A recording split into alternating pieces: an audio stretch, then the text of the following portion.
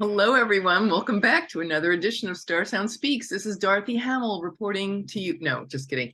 No, all right. It's Irlianna Samsara. If you're new to the channel, hello. I do Hellenistic astrology blended with modern, and I just got a haircut. Now, I like this haircut, but you know how you always look good coming out of the hair salon? I feel like Dorothy Hamill right now. The bangs. I don't know. Kind of messed it up. Plus, there's this like weird, I got this cowlick and whatever. All right. I do have important things to say though. Oh, hi. Oh no, baby. Oh, goodness gracious. Oh, we have a guest here. Hold on a minute. Hi, little baby. Okay. All right. This is a big for me. I wasn't playing. This is unexpected, but look at this baby. Hello. Hello, sweetheart. Hello. Hello, baby. Okay. I'll let you go. That who is that? All right. So for those of you who've been following the channel, this has been a rough year for me losing my kitties, but this little kitty has wandered into my life. So I call her Marble because she looks like a marble. She's a tortoise shell. But anyway, all right, all right, mommy's working. So I gotta get back to the podcast. People are waiting. It's a big week astrologically, Marble, it's a big week. All right. All right, moving on. Anyway, I know she likes pets. She likes pets. All right, so I have my notes here, and let me get there one more time. Look at this baby. Isn't she cute? You're such a baby. She's so. Okay, I'll let you go. All right, so she just came to visit. Don't climb in front of the camera. Okay, please. Not okay. Well, we don't own the house, right? It's always the cats. Anyway, let me move on here. We got an exciting week in place. What I want to share with you as I'm getting my hand licked is I'm like, okay, really cool. Just shouting out about the astrology this week was really I love to point out, here's a little piece of astrology in action. We had Mercury's approaching this trine with Uranus and Taurus. Mercury is in the sign of Capricorn right now, and so Capricorn is about government, politics, Mercury agreements, and here's legislation that is honoring the Respect for Marriage Act that got passed let me show you this lovely little screen share here. Let me pull that up just a second. Okay, I'm sorry. Oh, look, there she is. Okay, honey, I know. I'm trying to show you the Respect for Marriage. Okay, yes, baby. Okay, here we go. Let's look together. There is the beautiful picture of the Capitol of the U.S., the White House, and in these beautiful colors to honor and celebrate the Biden signing the Respect for Marriage Act. So there's a beautiful example of astrology in action, right? Mercury in Capricorn, Venus along for the ride. Venus is all about equality, and certainly in the sign of Capricorn, making, setting down this desire for harmony. And of course, the marriage planet, right? In the sign of Capricorn, let's get that legislation signed in that nice overcoming trine to, yes, I know, trine to Uranus and Taurus. So beautiful example, colorful as well. And yeah, just wanted to share that with you. So anyway, what I also want to say is just prayer request. Pray for that man in Iran. I don't remember his name, but he was sentenced to death. Well, he was the soccer player, and he got sentenced to death for being a part of the protests in Iran. And it's just heartbreaking, of course, for all of them. There were two other young men that also were executed recently. And so, there's another side of that. Mercury in Capricorn could be, some very serious news and legislation and decisions made like this. However, I'm hoping and praying, praying for that man and praying for the highest. And maybe when Mercury goes retrograde at the end of the month, it's going to retrograde at like around December 29th. Then we'll have Mercury retrograde in the sign of Capricorn, and then which could be a rollback of legislation, like, for example, this decision by them. And also the with Mars is in Mercury's temple, and he's retrograde, so Mars and Mercury will both be retrograde, so there could be some delay there, or maybe a reconsideration. So just to let you know, like, my prayers go out to all those people and everyone who is standing up and fighting for what is right. And that brings us into Jupiter going back into Aries. So this week's astrology, very busy. Sunday the 18th and through Saturday, December 24th is when I'm covering here. Jupiter's ingress, so that desire for justice in going back into the sign of Aries, because it's been retrograde for several months. Let's see, what was it? Was it May that it went retrograde at 8 degrees of Aries? Let me just check real quick.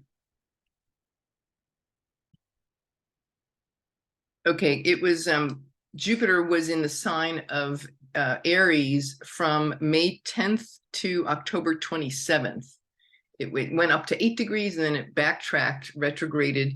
And so in that time period of May 10th to October 27th, that's when, what we're looking at is whatever started happening or was occurring for you in those months, Jupiter's now back in that place and will be back in that place moving forward, starting on the 20th. It will be, and it'll stay in Aries and it'll just march right through. It's already had its, it's retrograde in partially in the sign of Aries. It's just going to march right through into May 16th. Well, then it will enter Taurus.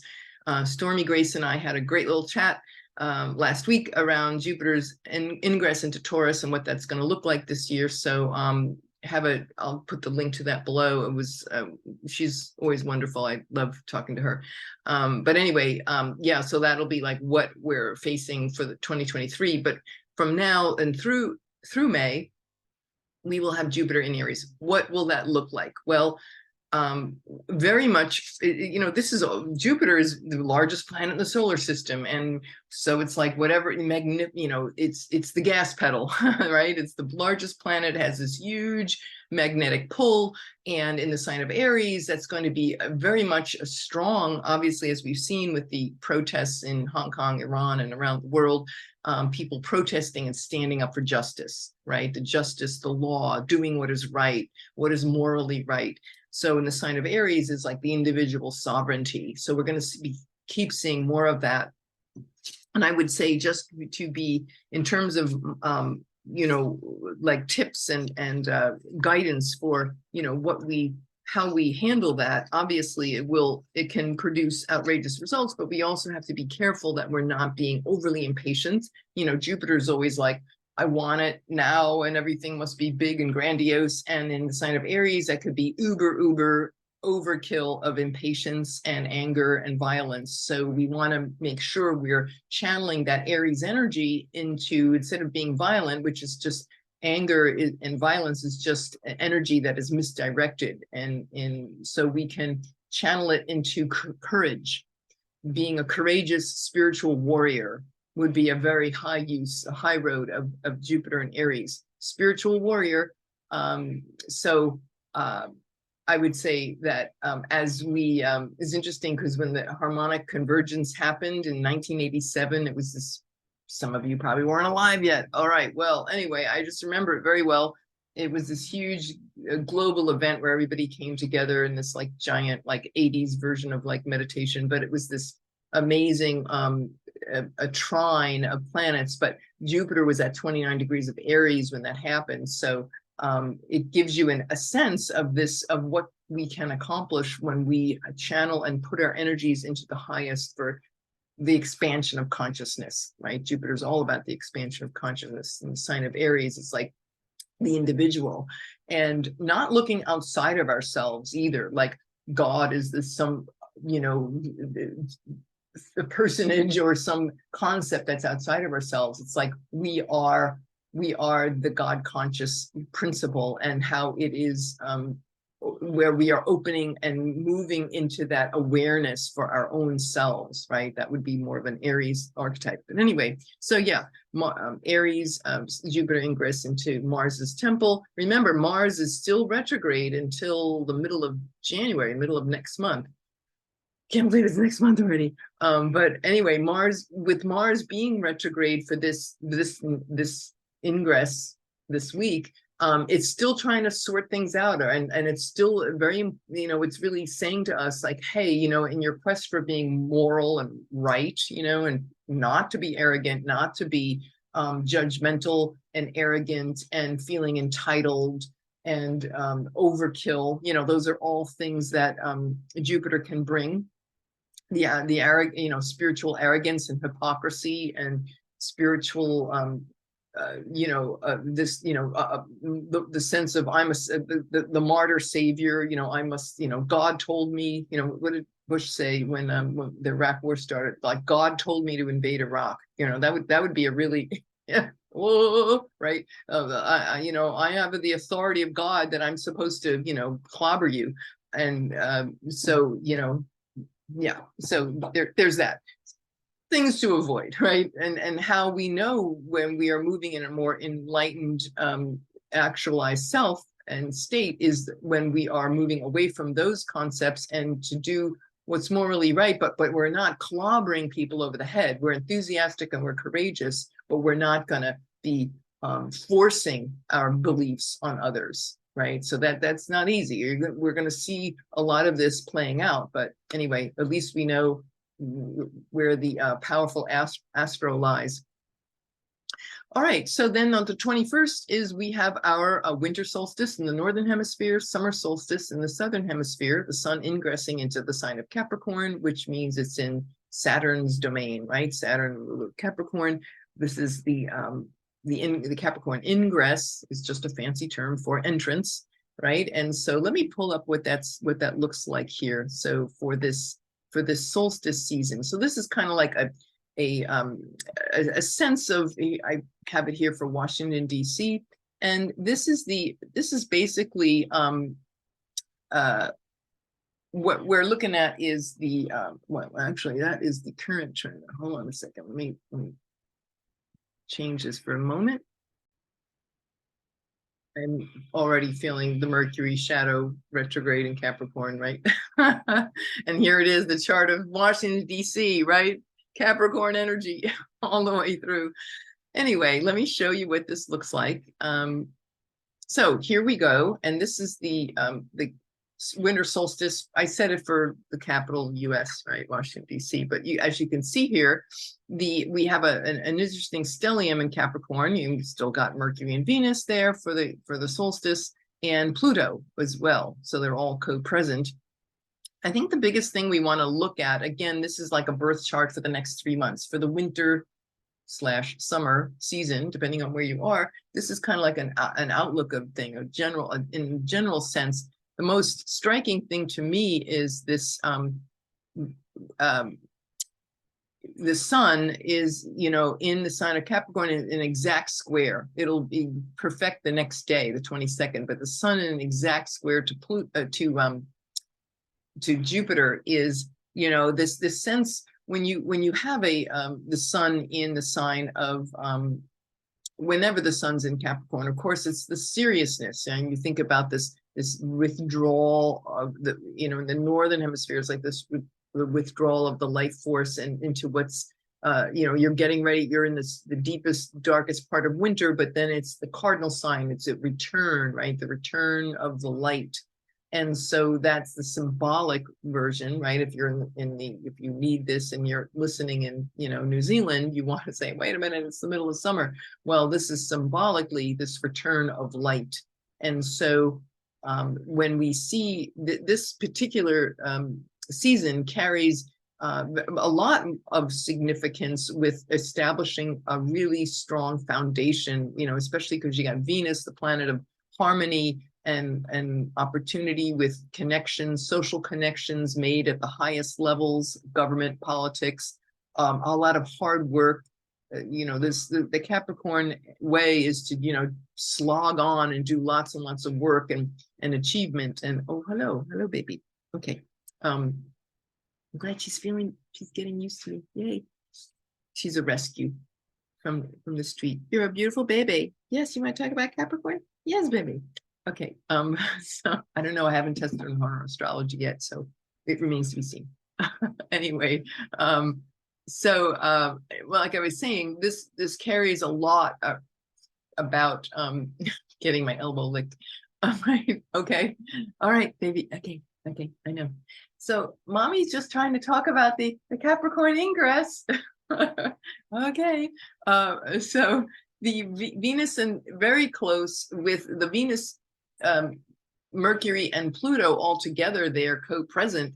There's a lot about significantly a desire for these significant laying down important time-tested, long-standing agreements that will stand the test of time, that are the right thing to do, which is in terms of our new society, right? Because Saturn is in the sign of Aquarius as this is happening. So Saturn in domicile. So this is definitely around an eye to the future of what we can correct and what we can, what kind of new foundations and long-lasting change in their structure of reality, you know. So we're really looking deeply at these ideas and how our ideas and our alliances and our loyalties in harmony with a healthy, sustainable government and society and foundation.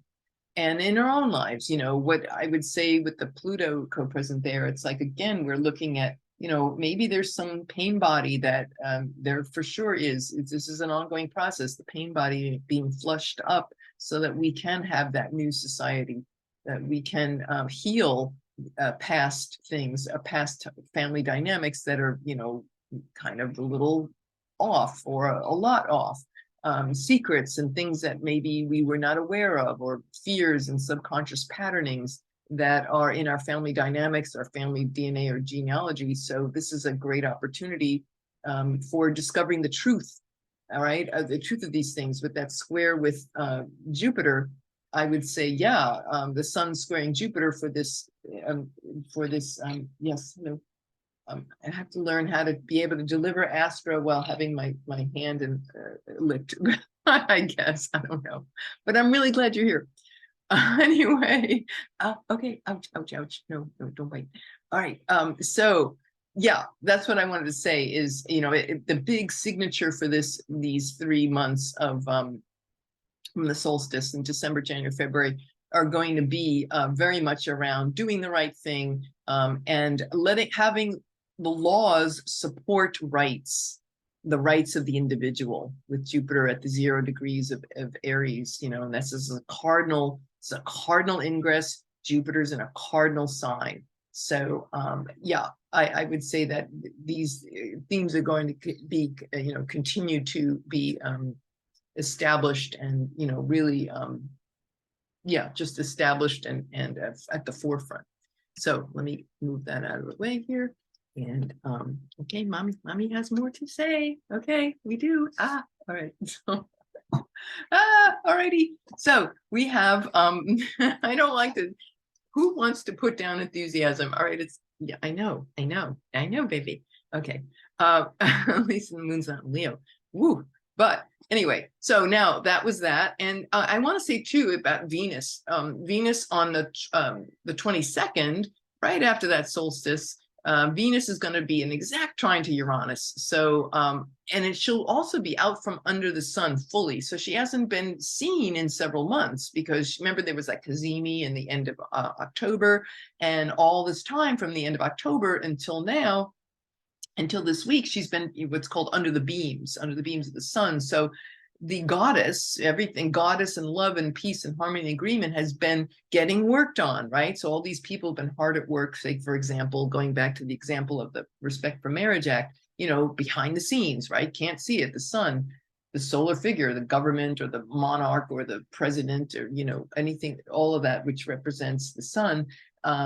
You know, and so there are these agreements that are being worked out in these corridors of power. And then now she is able to, now she's coming out. She started being visible about a week or so ago, right around the full moon. At sunset, you would be able to see her just emerging, but now she'll be fully out, 15 degrees out, fully out from under the beams. So now emerging as an evening star. So there's more of a yang, a peaceful energy of Venus, of that, the peacemaker. I always think of the yang, the yin energy of evening star. I always think of Ralph Lauren silk pajamas, you know, like Venus, right? Wants luxury and beauty and elegance, and in that evening star, it's like, yeah, man, laid back, you know, put on your silk pajamas and have a glass of wine, you know. And so that's the kind of energy that she's bringing. It's not that warrior, you know, stand up and fight, you know, rah, rah, rah. So it's good, it's wonderful, because with Jupiter in Mars's sign, you know, here comes Venus is like, okay, chill, everybody, just, you know, we all want justice, but we can do it, and we can be passionate, but let's also just you know, keep it cool. All right. The new moon is coming, yay, on the, so right after that solstice, we've got the new moon at 1 degree of Capricorn, 32 minutes. And again, with the square to Jupiter is very prominent, of course, for this full moon. In the host of the moon is, of course, of this new moon is Saturn. And Saturn is in aversion to its, this new moon, sorry, is in aversion to Saturn, which means they can't see each other. So that's not always the greatest situation. If you can't see, like you're in an Airbnb and your host, you know, you're staying in your host's house, but he's not next door. And if you need him, it's like, I can't find him. Where is he? You know, can't see. It's like a little blind spot. However, I went back in my Chris Brennan book, my Hellenistic astrology textbook, this huge tome, and I was glad I did. I looked up aversion and to reorient myself with all the fine points, and it basically he said, and I'm like, oh, that's right, Saturn's a malefic, and when a malefic's in aversion, it can actually be a good thing. So you think about it, malefic meaning it's a challenging planet, it can cause some distress and trouble, but also I would say just challenge in general. So when a planet's in aversion, like this new moon is in aversion to its ruler Saturn, it's it's actually okay, because then maybe the malefic effects, the difficult effects won't be, it will be like get mitigated here. So maybe it's when I think about malefic effects, Saturn and Aquarius, the first thing that comes up for me is like this feeling of polarization that we've had in our society between like Democrats and Republicans, and it's like something's got to give, you know, that rigidity, which can be, that's the shadow side of Aquarius, is like getting so stuck in dogma, you know. So I feel good that, okay, this is a blessing, you know, so hopefully we won't go in that direction, and there'll be more of an emphasis upon doing the right thing and establishing a healthy society that's built to last, it's sustainable. All right. Also the new moon is in the bounds of Mercury. So Mercury is the one that's setting the rules. You know, if you're in a dormitory and you have that, you know, in college dorms, they have the woman who was like I don't know what they'd call her. She was like the one that checked in on the girl. Hey, you know, everybody, you know, there's a curfew. You got to play by her rules. Well, this new moon is in the bounds of Mercury. So we're playing by the rules of Mercury. And Mercury is about to go retrograde. Mercury's in that sign too. So it's like, okay, we're going to be looking at certainly lots of things, changing our minds, the very foundations of which that we consider ourselves to be, our mind, our thoughts, our connections with family members, with, you know, people in high places, all of these things, standing in integrity, mature thinking, standing the test of time, right? So these are like some of the qualities that are going to be coming up in this new moon. The 29th, Mercury is going to be conjunct exactly with Venus at the first quarter moon. So Mercury and Venus will be even more powerfully aligned. And again, looking at those things around strategic partnerships, this would really speak to strategic partnerships, long-lasting alliances, loyalties. When Mercury goes retrograde and Venus exactly in that conjunction, it's going to be, oh, that's the 29th. Oh, I'm jumping ahead of myself. Look at that. Well, Mercury loves to jump around and jump ahead. That's not till the 29th. This just have it for next week, right? The week after next. But this podcast is just I did a whole bunch of things ahead. I'm trying to be good. New foundations, right? Plan ahead. Oh my goodness, me? But 12/29. Yes, on the 29th of the month when Mercury goes with that exact conjunction for the retrograde, right? But we're not there yet, but at least what we'll know that during this new moon, in the bounds of Mercury, it's going to say, hey, let's reconsider some things that we had thought were very set. And Capricorn can also be about traditions and things of the past. So all of these ideas coming into play, coming into review, coming into to be reconsidered during this upcoming Mercury retrograde. But since the new moon is going to be, the Mercury retrograde is going to start during this new moon cycle with the new moon in Capricorn, it's certainly all of these ideas are really coming up really strongly to be looked at. I would also say too, in my next episode, I'm going to be chatting with Katerina, who is a personal, she's got the moon in Capricorn. I have her permission to share that.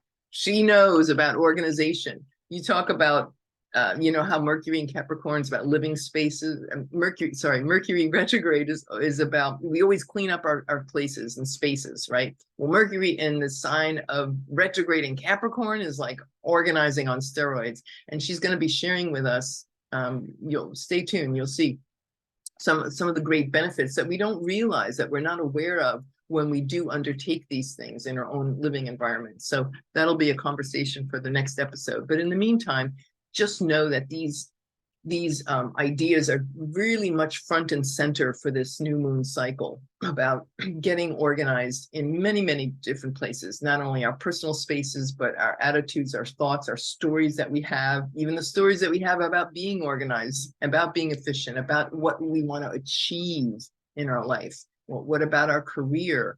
When you think about Capricorn, our workout in the world, our reputations, of things of this nature. So having said that, I think that's all I wanted to talk about. But yeah, we're in that shadow period of Mercury, it's already into the shadow.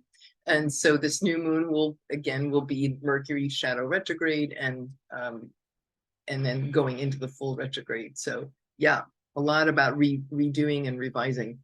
All right, I guess that's it for now, and I will see you all next time. I hope that this was useful to you. Remember, keep everybody in your prayers, the world at large. It's an exciting time, lots going on this week and into next year. And we also have, I'm so excited, Ari Moshe Wolf is coming back.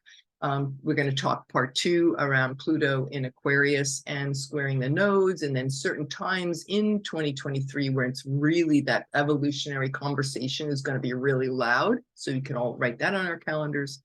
Andrea Michelle is also coming back. Yay! She had that snowstorm, but thank goodness it's over. So she had no electricity.